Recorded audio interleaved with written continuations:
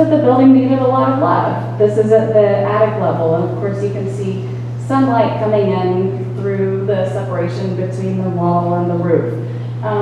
So things like that gave us clues in terms of the amount of attention and care that the building would need once we really start to renovate it.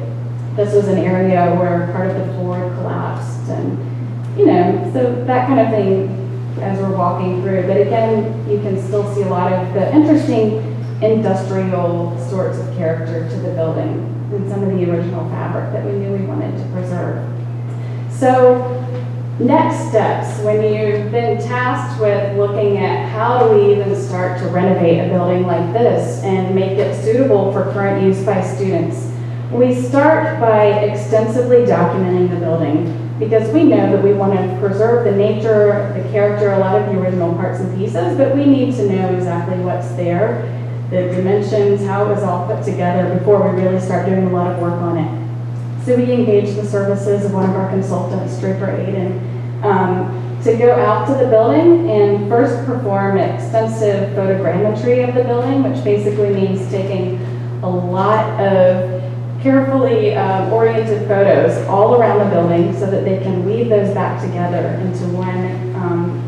There are a series of high-resolution images of the building, and also to use this instrument to create what we would call a 3D point cloud of the building, which basically means that in our computers we've got all these points that document exactly where every surface is on the outside of the building. And so what we get when all of that stuff is kind of put together is some flat images that are, again, high resolution, measurable. You can zoom into every part and piece on the outside of the building so that we, again, know exactly what was there when we first started. And we've got a video that illustrates more or less how all of these images kind of look together in the computer when they're woven together. So this is what we get, where we have a three-dimensional composite sort of image, and again, in our software, we have that sort of point cloud. What's interesting here is that all these little squares are actually areas where the photographs were taken. So that's where the camera was when they were taking those photos, and then, again, this is how it is when it's all pieced back together. So we had to make sure we were doing our due diligence in terms of understanding what was there before so that we could preserve the building as well as we possibly could. So I'm going to turn it over to Charles.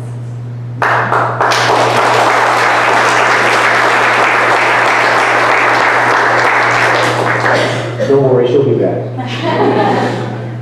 So let me just say, just very briefly, what a tremendous privilege it is to be working with the university and to be working with this significant and historic piece of architecture. We're at BCWH really thrilled to be in partnership with the university, its supporters, leadership, donors, and others in this important endeavor.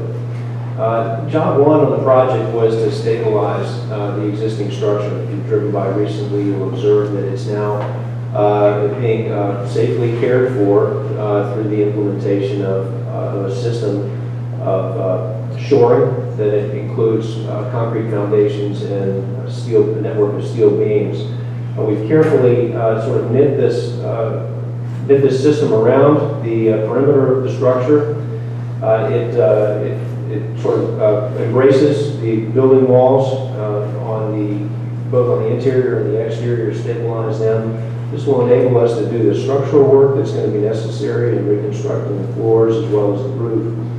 The significant concern as we prepared to do the work was the risk of a collapse in the roof that would have done irreparable damage to the stone and to the walls of the structure. So I applaud the university for getting this in place when they did, so that we avoid that risk and prepare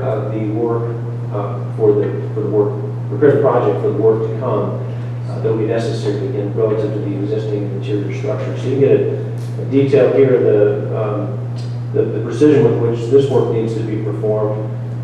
New foundations poured outside the wall, the shims, because of the irregularity of the stone, their wooden shims are tucked in there in order to provide a tight fit between the shoring and stone walls. And this reaches all the way up into the gable end of the building and captures these walls up at the attic level. You can see here how the failure of some of the roof framing has actually pulled the roof over this gable end up off of the stone walls. So again, grateful to have this work in place. This gives you a view then of some of this interior.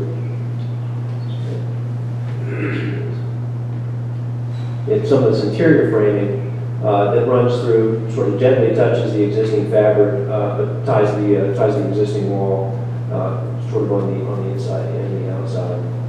It's also tremendously important to salvage the historic materials that we'll be reusing and reinstalling. So the slate has been carefully removed from the roof and stacked and preserved on site, and there's a secure container that contains some of the important fabric of the interior. It was as Emily indicated, it was an industrial facility, and so the materials were very sort of blue collar, straightforward, kind of conventional materials, tummy roof, flooring, siding, ceiling. There's just a little bit of detail involved in the balusters and the railings associated with the stair, which are very important to preserve.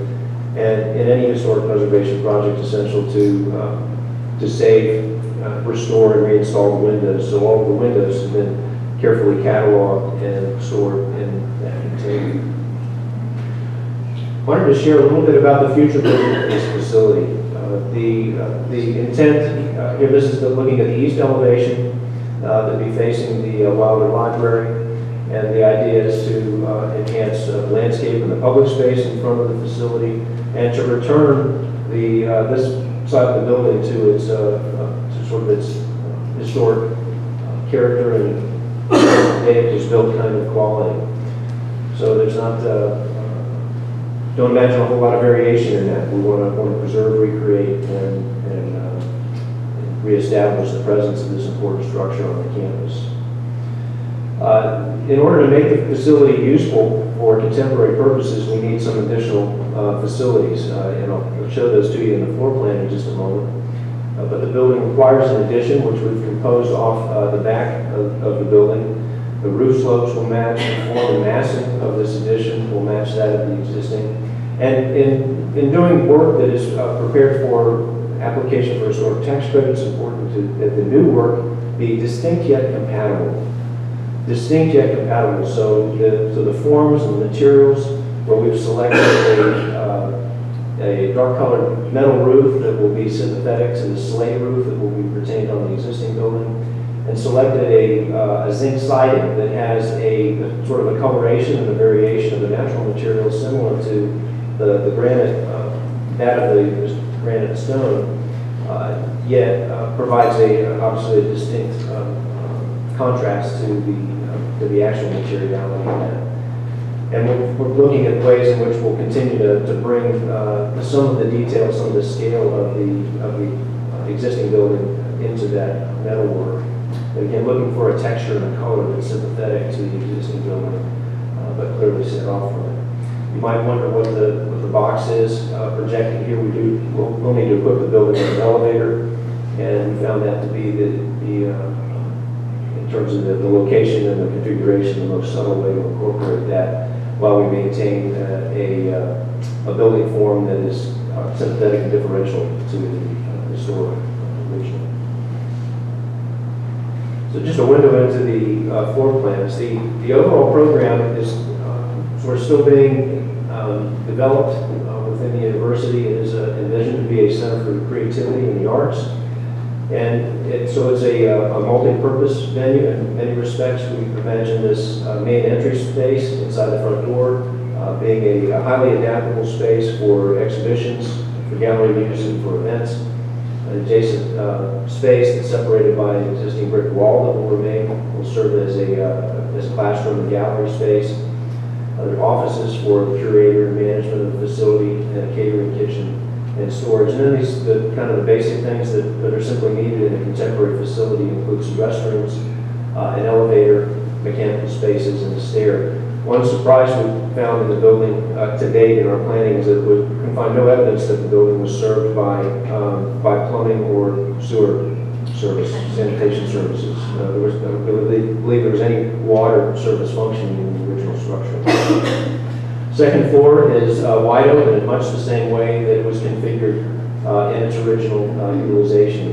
I imagine that will be a highly adaptable and functional gallery space. And again, you're supported by the elevator and other services. And finally, gaining access to the attic space where we imagine storage of collections and other materials and perhaps even a resident studio for visiting artists or a kind of maker and innovation space that can animate the rest of the building.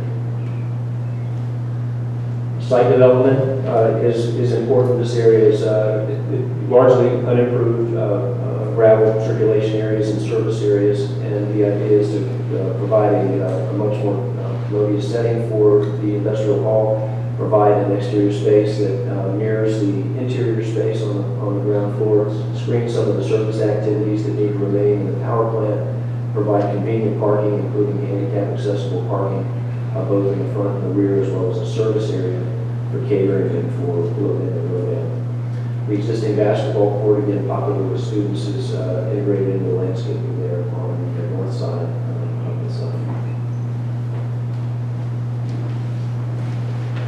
I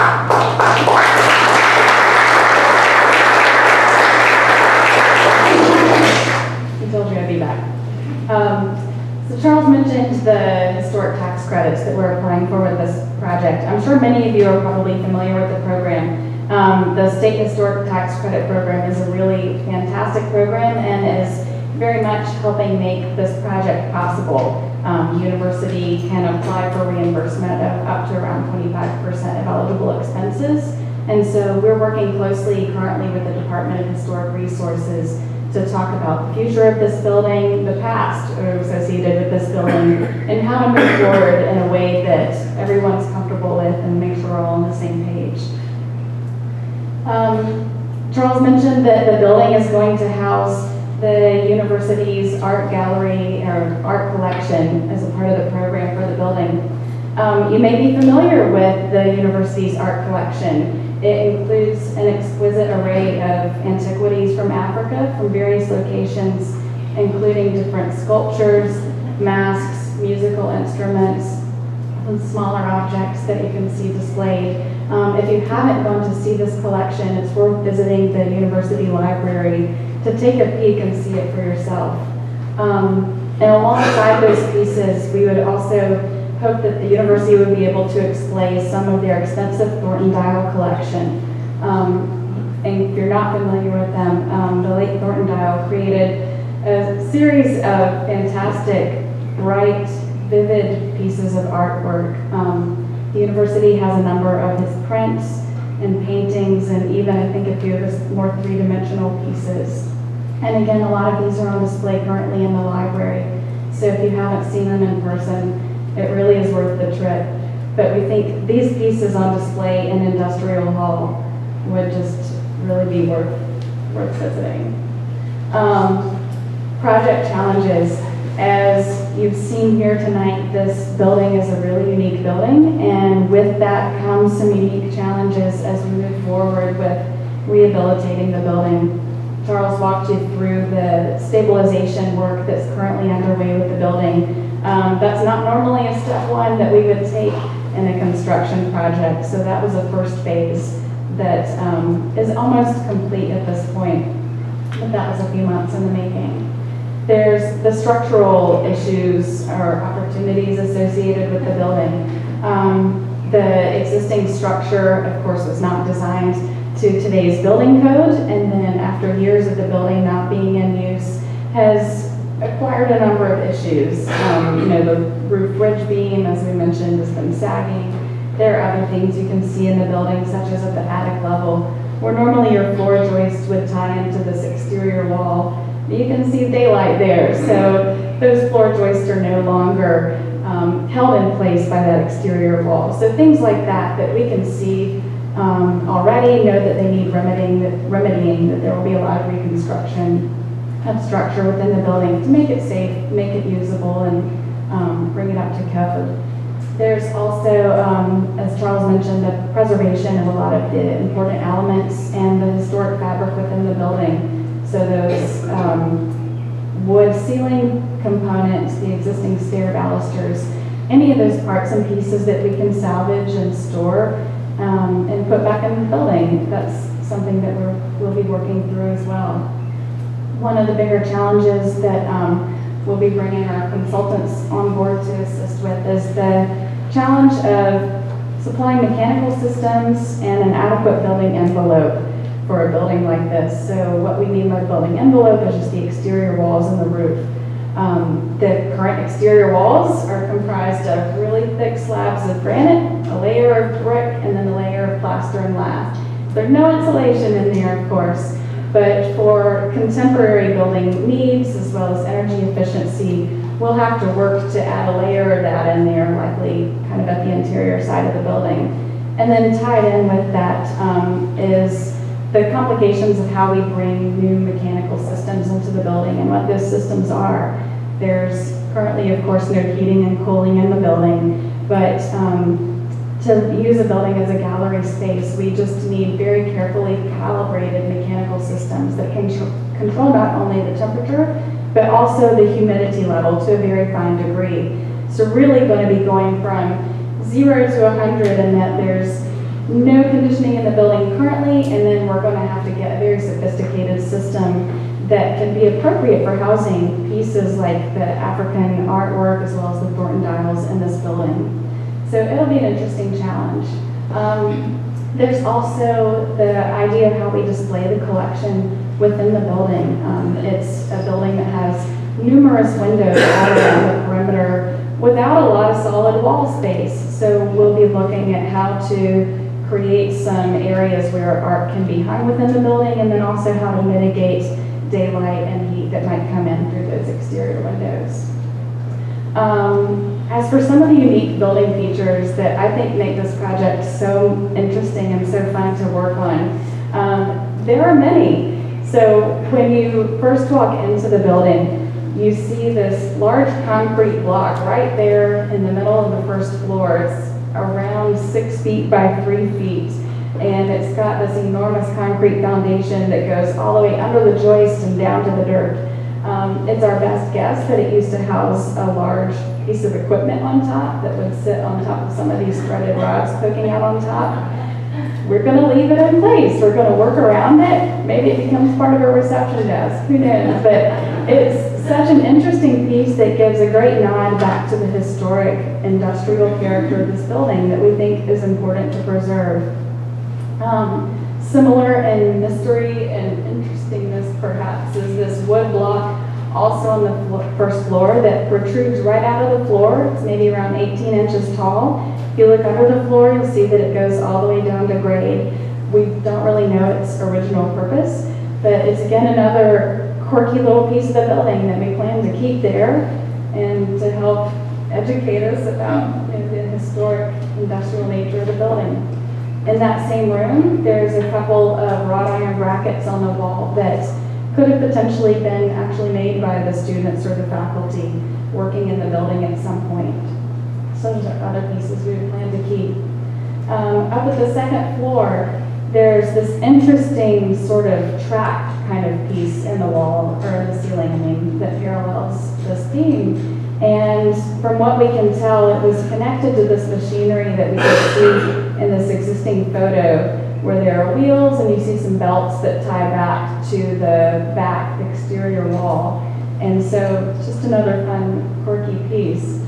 And similarly, down at the first floor, we can see remnants of a few metal brackets that all line up. They go straight through the building, more or less from the front door to the back door.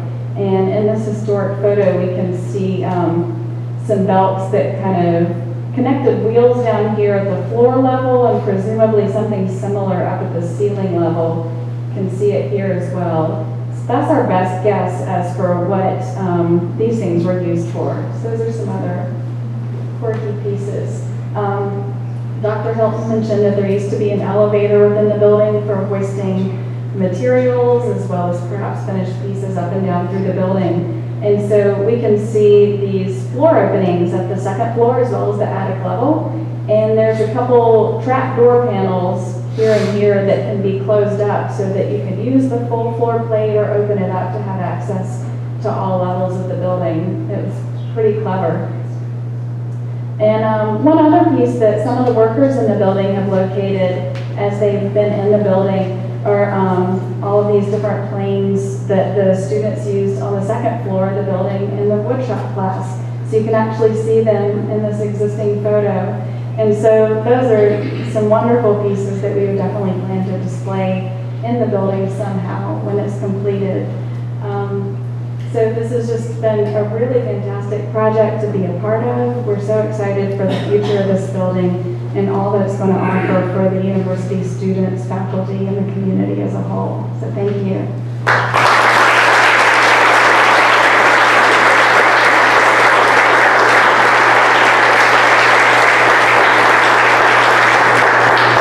I think we have a minute or two if there are any questions. I think the panel might be willing to entertain them. Hello, I'm Kimberly Braxton. I'm with the Virginia Union Alumni Association, and I'm proud alum of Virginia Union. So first I want to say thank you to Dr. Hilton, who was my professor, for your work, your great work. Reading your book now, so thank you so much. Thank you all for all that you're doing to restore one of the buildings I really didn't know much about until I got the book. And my question is, are there any plans to partner with any other organizations? I heard a lot about art and art preservation and exhibiting art. Are there any plans to bring the BMFA into the project, or has that been discussed?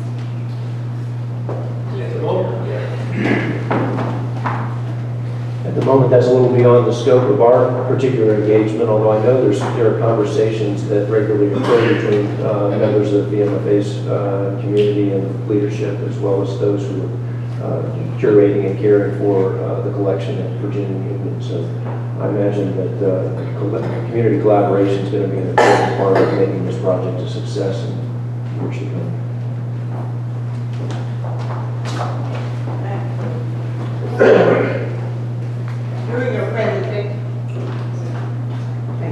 During your presentation, you showed a picture of some of the slates that have been salvaged as you have replaced the roof.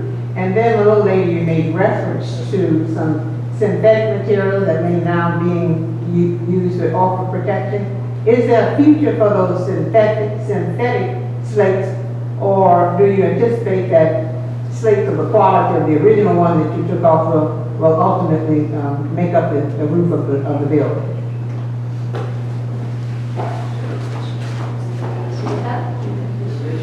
Well, to start with, we will reutilize as many of the existing slates as we can possibly salvage. And the folks from the Department of Historic Resources will likely encourage us to place those on the front of the building on the east elevation first, so that the real priority is that east-facing view, the gable end and that wall. If the amount of slate isn't adequate to cover the balance of the roof, we'll explore the use of genuine slate that would match that existing historic slate on the existing building before we would pursue a synthetic material. There are a whole range of different kinds of synthetic slate materials and with a wide range of durability, color, and aesthetic satisfaction you might find with them. But we would endeavor to use a genuine slate if possible.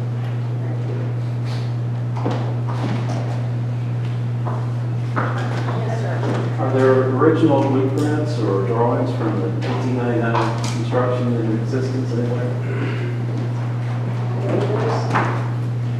The question is whether there's any original blueprints or drawings from the construction.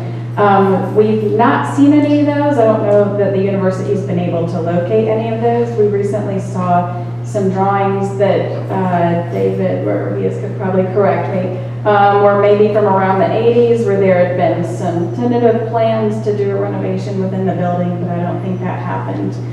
And so, right, nothing from the 1899 kind of period. So again, that's another reason we've had to do so much extensive site surveying and measuring just to create our own existing sort of blueprints or drawings to document what's there. Oh gosh, there are lots of questions. That's fine. What is your ballpark estimate for when it will be completed? That's going to be entirely dependent on fundraising. So that raises a really interesting point. And one of the reasons that we're here talking to you guys tonight is because a historic rehabilitation tax credit project takes a lot of effort to make sure you're following the standards, the Secretary of Interior standards.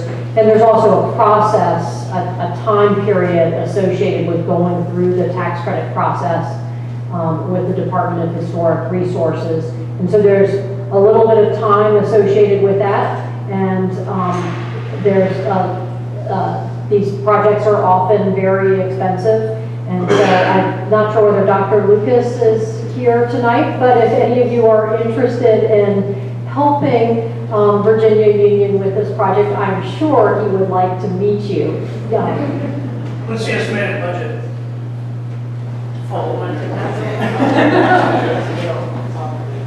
I think we've talked about a budget of in the neighborhood of $3.5 million. Is my personal opinion. It's going to be every bit of that and some more. We've raised something less than $1 billion so far, and that has funded part of the stabilization of the building. So we're probably 25 to 30% of the way there with the fundraising.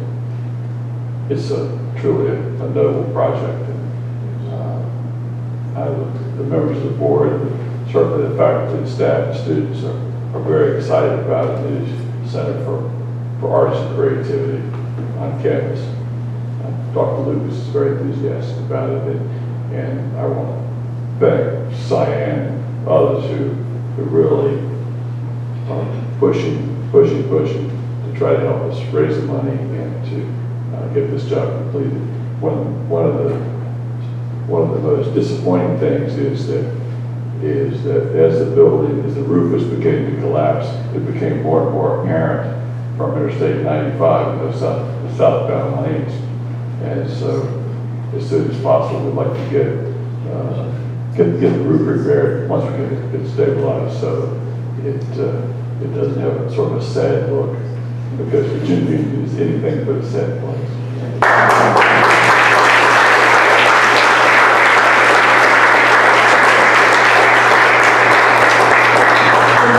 We're so grateful Dr. Lucas is here, and so I'm just going to... myself.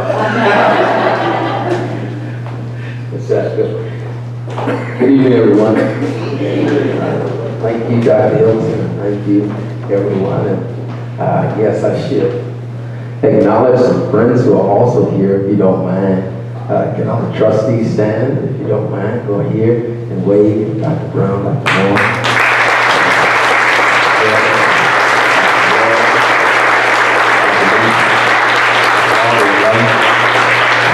And Lumber also here. Gordon, you can raise your hand. He's the one in charge of the project. But I don't know if you feel like walking up here, but that sweet, genteel lady who reminded of all the importance, Dr. Greta, you want to be coming up? Sister Greta, I'm talking about you.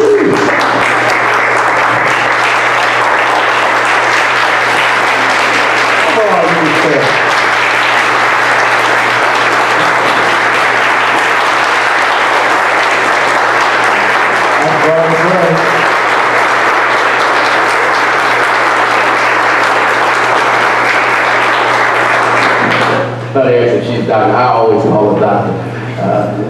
She deserves it, and we just appreciate you and all that you have done. And Sister Bucci, where is she too? Please wave your hand.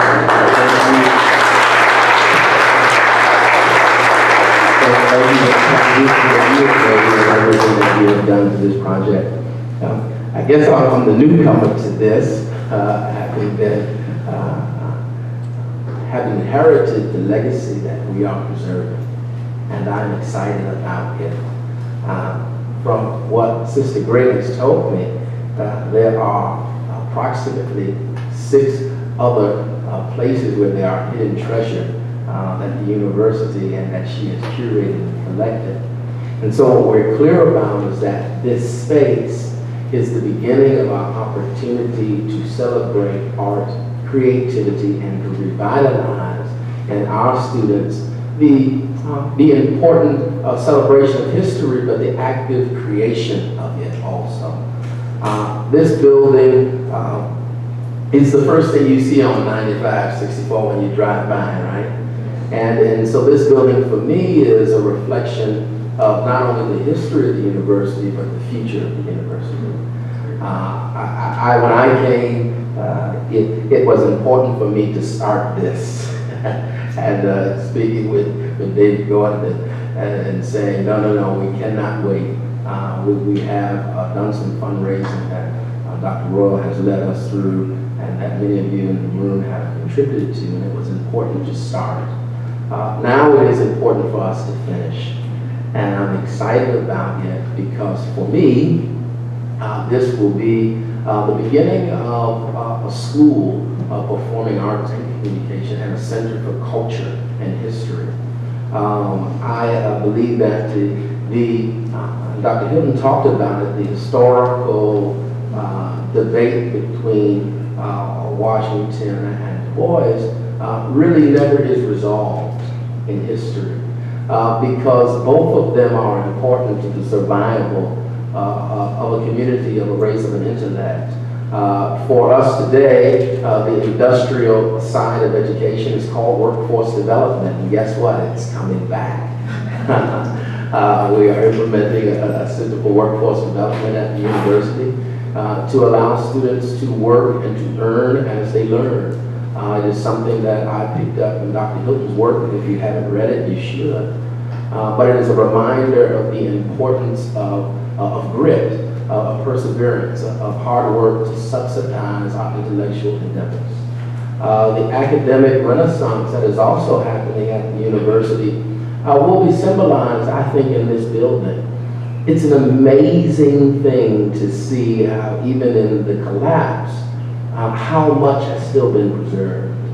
I was scared when I first came to walk too close because I didn't want to get injured in any sort of way. They told me it was okay, but it's amazing because it's like in a bowl almost, where when you walk over, it's like you glance down into it, but then you have this whole nature of the smokestack and the factory. And to believe that you found no plumbing, that you found no air, is to mean that I was stepping in the bathroom and I was walking on plot, right? Because the outhouse is real, right? The cultural artifacts and how African Americans preserved their way of life. It's just an amazing thing. So that was great to hear and great to learn. I'm excited about the future, as I said, and as we all know, it will take some funds and resources, which I'm sure all of you will be prepared to assist us in, but the university is committed to it. I believe it will be over the next 2 to 3 years that this will be completed. I've had many conversations, even talked to the students about the relocation of basketball courts, actually. So don't worry, those won't be in the final design. They agreed to play basketball in the softball field. So we're excited about that. They actually, in discussions, because it's important to include the students